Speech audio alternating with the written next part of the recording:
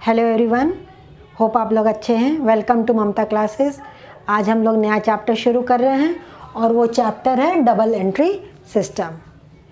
Double entry system के father कहलाते हैं Luca पैसोली।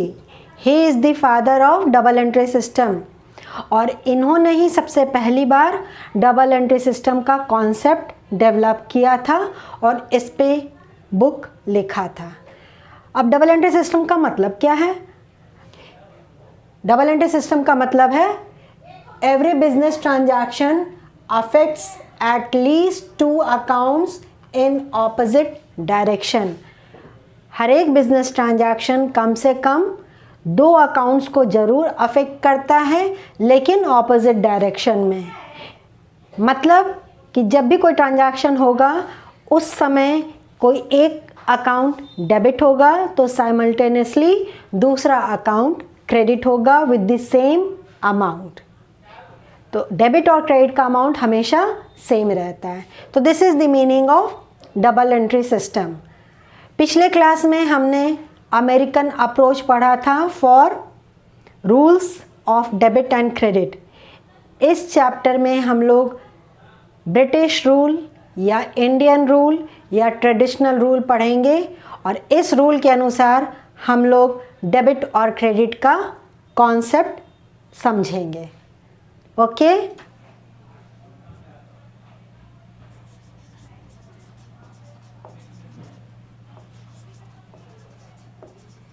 Golden rules of debit and credit.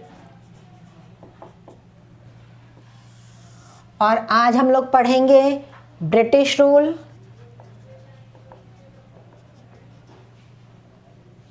या इंडियन,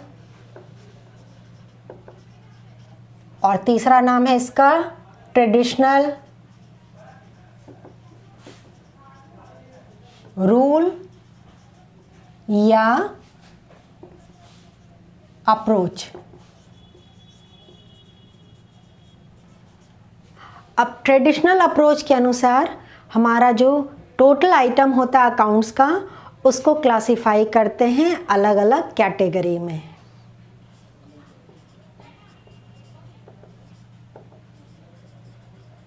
क्लासिफिकेशन ऑफ अकाउंट्स।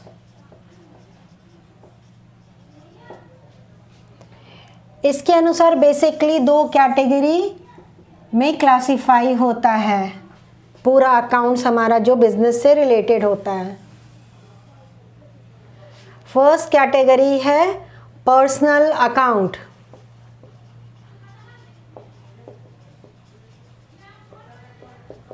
मतलब अकाउंट्स रिलेटेड टू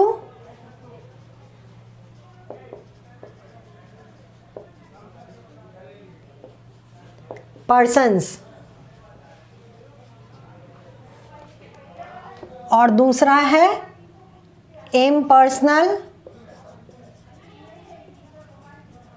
अकाउंट्स। मतलब not related to persons.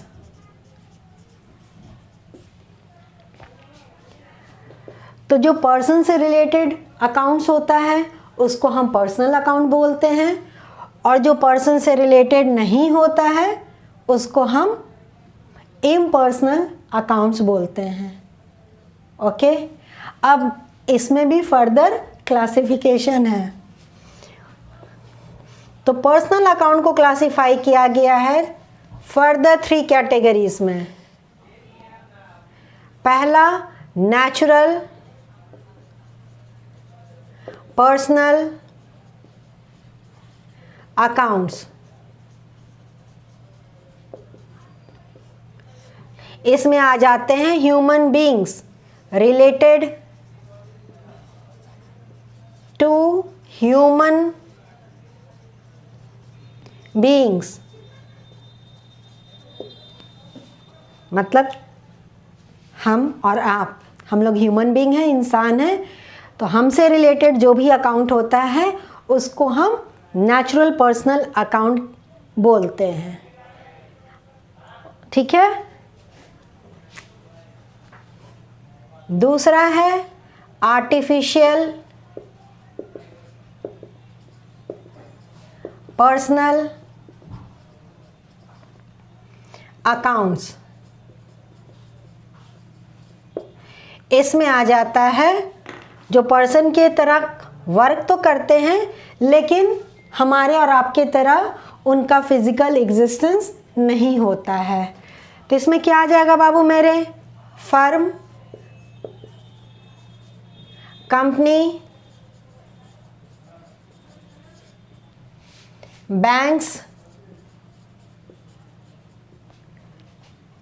LIC company, schools, colleges, hospitals, etcetera.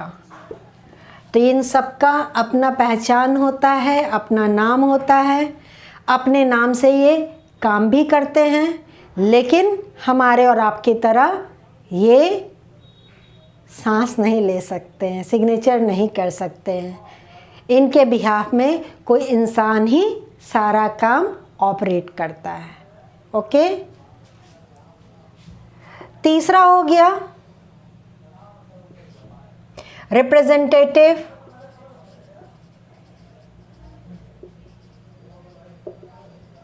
Personal accounts. अब इसको हम यहां एक्सप्लेन कर रहे हैं। Representative personal account represents person और ग्रुप ऑफ पर्सन्स। तो रिप्रेजेंटेटिव पर्सनल अकाउंट किसी पर्सन को रिप्रेजेंट करता है या ग्रुप ऑफ पर्सन्स को रिप्रेजेंट करता है। ये सारा टॉपिक अभी हम ये चार्ट बना के आपको समझा दे रहे हैं। नेक्स्ट क्लास में इसको हम लोग डिटेल में समझेंगे। अब इम्पर्सनल अकाउंट का भी दो ब्रांच होता है बाबू मेरे।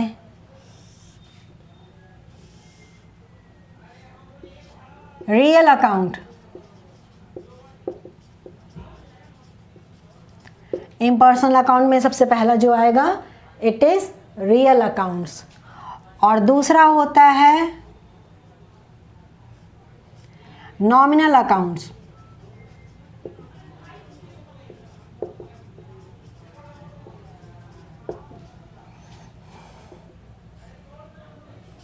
रियल अकाउंट जिसका वास्तव में कोई अस्तित्व होता है लेकिन वो इंसान के कैटेगरी में नहीं आता है। तो जो एसेट से रिलेटेड अकाउंट्स रहता है उसको हम रियल अकाउंट बोलते हैं। तो related to assets.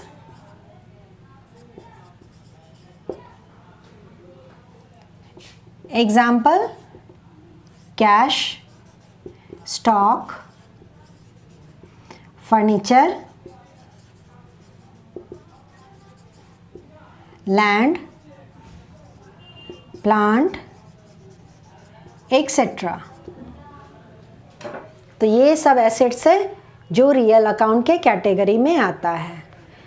Last one is nominal account. ये किससे रिलेटेड है then? Related to income, revenue, expenses, profit और लॉस। तो इन सारे अकाउंट से रिलेटेड जो अकाउंट होता है उसको हम नॉमिनल अकाउंट बोलते हैं। तो ये चार्ट बना करके हमने पूरे अकाउंट्स को क्लासिफाई कर दिया है। आप इसको अच्छे से समझ लीजिएगा। नेक्स्ट क्लास में डिटेल में हम लोग इसको समझेंगे। ठीक है, तो मिलते हैं नेक्स्ट क्लास में। तब तक अपना ख्याल रखिए, खुश रहिए, बाय।